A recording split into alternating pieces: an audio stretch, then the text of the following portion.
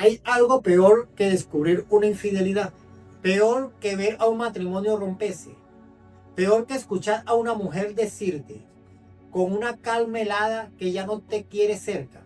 Lo peor fue ver a un niño de 9 años pararse frente a su padre, bajar la voz como si estuviera preguntando algo prohibido y decirle si de verdad alguna vez pensó que él no era su hijo.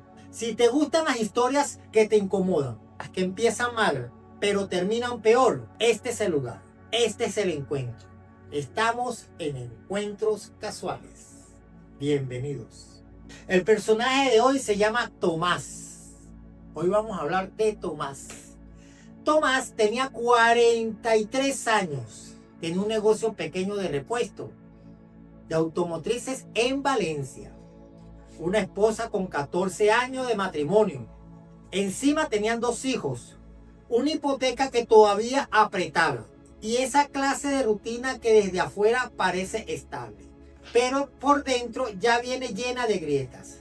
No era un hombre escandaloso, ni irresponsable, ni de esos que vienen buscando problemas. Al contrario, él era de los que cumple, de los que sostienen su hogar, de los que se acostumbran a llegar cansado, comer en silencio, seguir el día a día siguiente sin problema. El problema fue que llevaba demasiado tiempo viviendo como si aguantar fuera lo mismo que estar bien.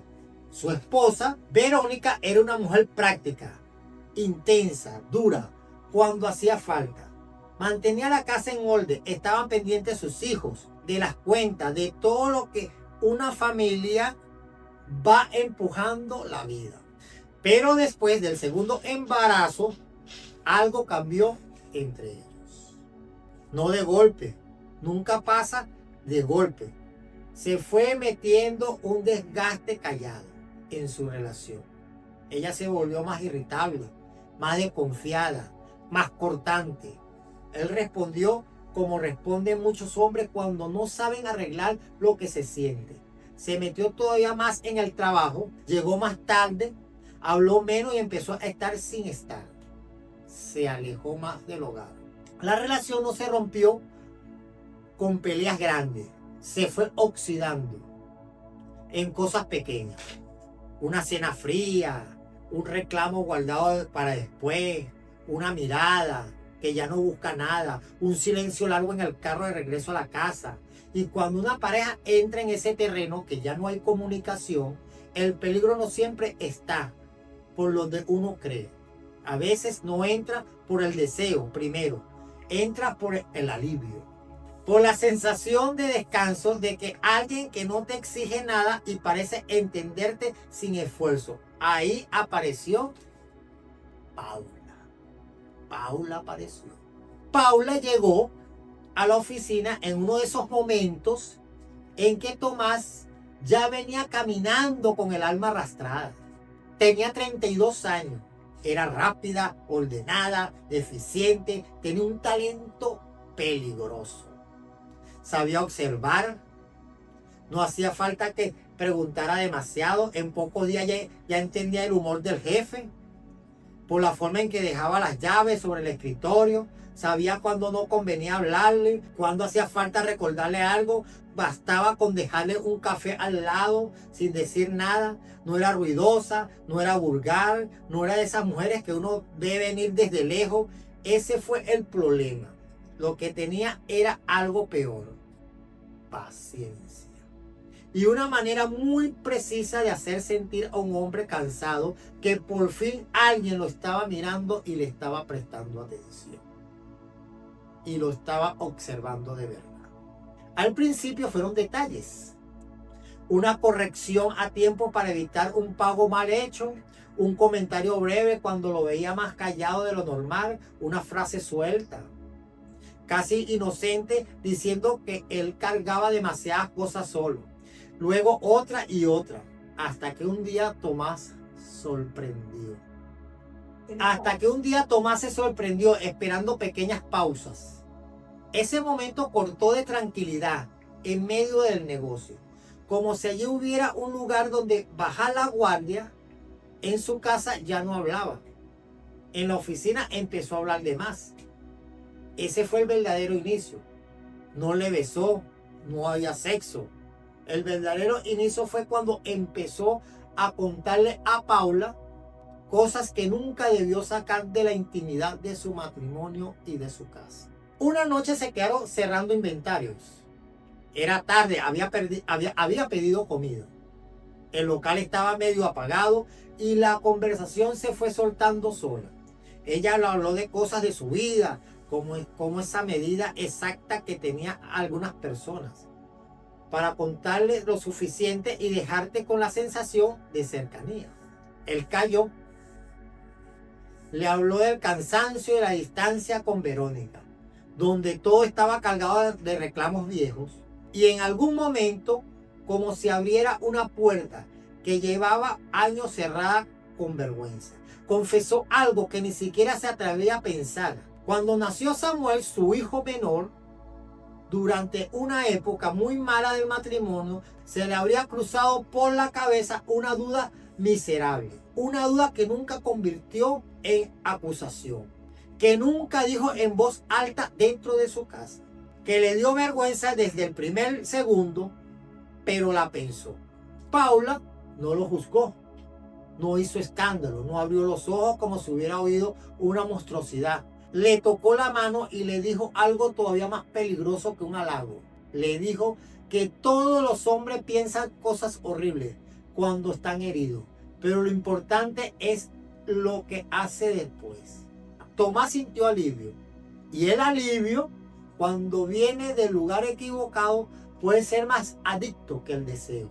Esa noche ella lo besó primero. Él pudo apartarse y no lo hizo. Lo que siguió durante los meses siguientes fue la vida doble, más vieja del mundo, pero con la torpeza y la soberbia del que cree que todavía controla la mentira. Tomás empezó a verse con Paula, a escondidas. Se repetían que no iban a dejar a su familia, que aquello era una fuga, una estupidez limitada, un error que podía cortar antes de que creciera. Con esas clases de cuentos, la gente se tranquiliza mientras destruye todo. Paula, por su parte, no presionó al comienzo. Se movía con una tranquilidad que daba confianza, nunca pidió promesas grandes, nunca armó escándalo, nunca exigió un divorcio ni una vida nueva. Lo dejó creer que aquello existía en un espacio separado del resto del mundo. Como si una oficina, un apartamento prestado pudieran convertirse en un universo sin consecuencias. Pero las cosas empezaron a torcerse. Primero le pedía que no fuera tan seco con ella delante del resto del personal. Después le reclamaba que desapareciera los fines de semana. Luego empezó a hacer preguntas que ya no sonaba a curiosidad, sino a mapa. Quería saber cómo era Verónica, qué carácter cuando sospechaba algo, si revisaba los estados de cuenta, si usaba la lacto, si se fijaba en los movimientos del negocio, qué era lo que le ofendía, qué le ablandaba, cómo se manejaba el dinero en casa. Tomás respondía porque esa era la altura y había confianza, intimidad. Y porque cuando uno está metido en una relación, así empieza a regalar información como si no pensara. No entendió a tiempo que no estaba hablando con una mujer enamorada, estaba dejando las puertas abiertas. Las señales más claras no llegaron con gritos ni amenazas, llegaron con una incomodidad rara, ambiguos, ahora donde eran imposibles justificarlos. Un arete olvidado en la camioneta, una visita innecesaria a la casa, con la excusa de unos papeles, demasiado tiempo hablando con Verónica en la sala, demasiado interés en detalles que no tenía por qué notar, un portarretrato roto en el comedor, la forma en que estaban organizando el mueble, lo delgado que se veía Verónica, comentarios dichos con una familiaridad que ya no daba ternura sino miedo. También empezó a repetir con doble intención frases que Tomás solo le había dicho a ella en privado, como quien recordaba sin decirlo que sabía demasiado y que podía usarlo cuando quisiera, como una carta bajo la manga. Ahí quiso salirse tarde, pero quiso. Le dijo que aquello se había salido de control, que no iba a dejar a su familia, que de ello no tenía que acercarse. Habló incluso de ayudarla económicamente si prefería irse de la empresa para evitar tensiones. Se lo dijo creyendo que estaba siendo razonable, creyendo que todavía tenía margen para negociar una salida limpia. Paula lo miró con una tranquilidad helada. No lloró, no le rogó, no armó un drama, solo soltó una frase que después le iba a retumbar en la cabeza durante meses. Todavía no entiende lo que me hiciste creer. Hay gente que confunde el peligro con el escándalo.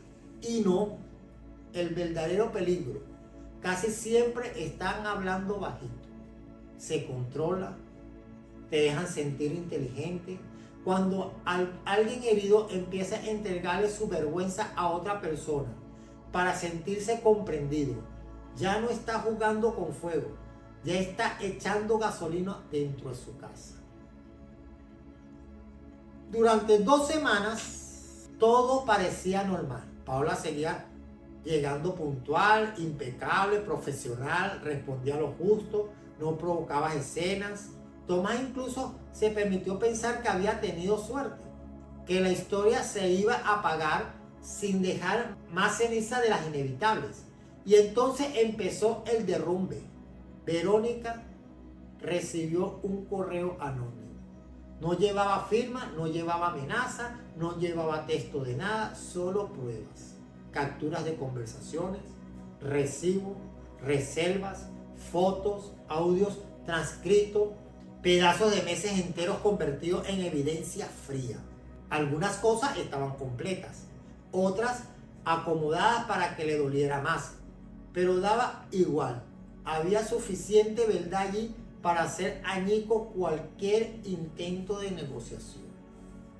Esa noche, cuando Tomás llegó a la casa, encontró a Verónica sentada en la mesa del comedor, con la lacto abierta. No gritó, no lanzó nada, ni siquiera lloró de entrada. Y eso lo destrozó más. Porque una persona todavía puede discutir cuando le importa pelear. Lo que tenía ella en la cara era otra cosa. Era la dignidad. Tratando de no romperse delante del hombre que la había humillado. Le hice una sola pregunta. ¿Cuánto tiempo llevas humillándome? Y él hizo lo que hacen muchos cuando lo agarran contra la pared, cuando se sienten acorralados. Dijo una verdad incompleta, que había sido una aventura, que no significaba nada, que estaba arrepentido, que había terminado montando un show. Entonces Verónica reprodujo un audio para que él escuchara. No era una grabación de cama, no era una declaración de amor, no era ni siquiera la prueba más obvia de la traición. Era peor, era la voz de su esposo hablando con esa confianza sucia de que uno solo usa cuando cree que está seguro, contando que al nacer Samuel, en el medio del peor momento de la relación, había tenido por unos días la idea miserable de que quizás el niño no era suyo. Lo decía con culpa, lo decía avergonzado, lo decía con una confesión que esperaba con presión. Pero una vez que esa frase salió de un teléfono y entró al oído de una madre, ya no importaba el contexto. Lo único que quedaba era la herida. No la del adulterio. La otra, la que no se nombra fácil. La de saber que el hombre con el que construiste una familia metió en su cabeza, aunque fuera poco a poco, por poco tiempo, la sospecha más humillante de todas. Verónica se quedó blanca, ni siquiera reaccionó. Primero como esposa, reaccionó como madre. Ya ahí la esposa ya no existía.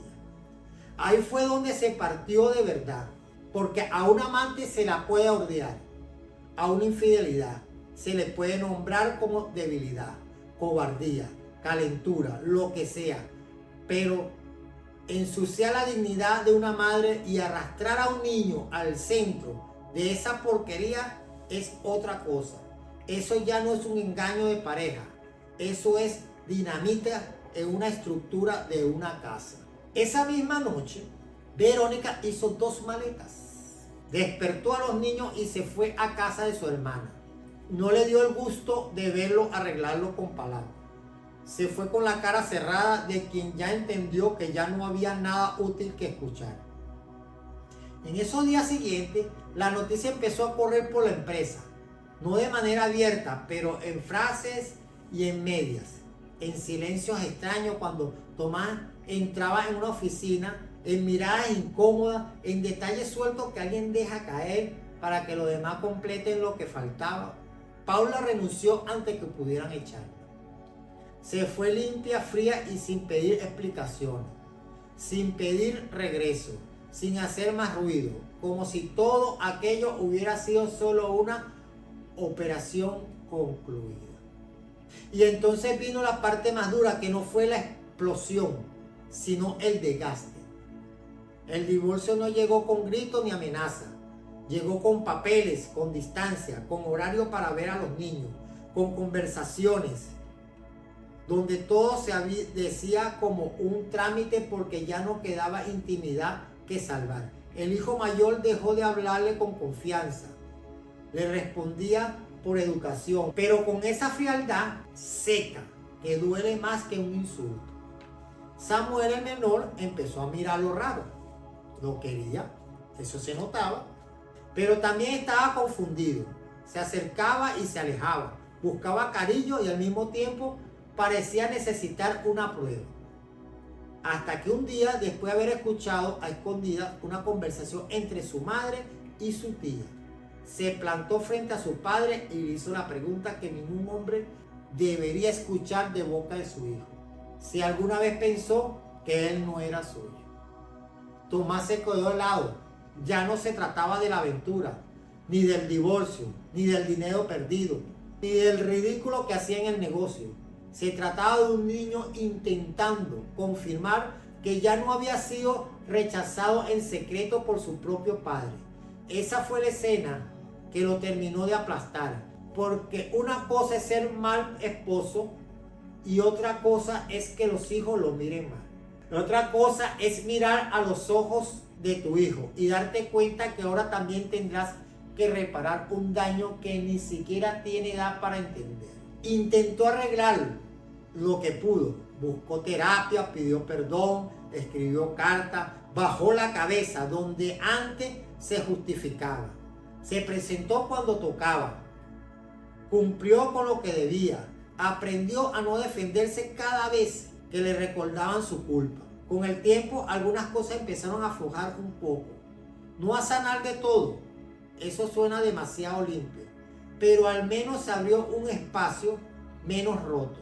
Con Verónica no hubo vuelta, no porque ella fuera vengativa, precisamente por lo contrario, porque dejó de pelear. Cuando una mujer deja de pelear después de años, muchas veces no es que se calmó, es que se fue por dentro y solo falta que el respeto se acomode. Lo más duro para él no fue aceptar que Paula lo había acusado. Lo más duro fue entender que ella no había podido destruir nada de esa manera si él mismo no le fuera entregado las herramientas. Porque la seducción no empieza aquella noche del beso. Empezó cuando decidió sentirse comprendido por una mujer a la que no debía contarle sus miserias más íntimas. Empezó cuando usó la oficina como refugio emocional. Cuando cambió la conversación difícil que debía tener en su casa por las caricias fáciles de alguien que le hacía sentir visto. Todo lo demás vino después. La cama, la mentira, la calumnia, la venganza, pero el hueco ya estaba abierto desde antes. Y ahí está la parte incómoda, porque sería más fácil decir que Paula fue una manipuladora brillante, una mujer fría, una secretaria que se metió en una casa ajena y la incendió desde adentro. Y sí, hizo todo eso. Supo exactamente dónde clavar el cuchillo, supo esperar, supo escuchar, supo guardar la peor confesión para usarla en el momento preciso. Pero también sería una mentira cómoda dejar la historia ahí. Ella encontró la puerta abierta y el quien la abrió fue él. A veces la gente cree que perder una esposa por una infidelidad es el castigo más grande. No siempre. Hay castigo peor. Que tu hijo te mire con dudas. Que una frase miserable, dicha en confianza, termine viviendo dentro de la cabeza de un niño. Que entiendan demasiado tarde que no destruiste tu casa por acostarte con otra mujer, sino por hablar mal de los tuyos frente a quien no tenías que tocar esa parte de tu vida. Tomás hoy sigue viendo a sus hijos, sigue trabajando, sigue levantándose todos los días como puede, pero hay cosas que no se reparan por dentro.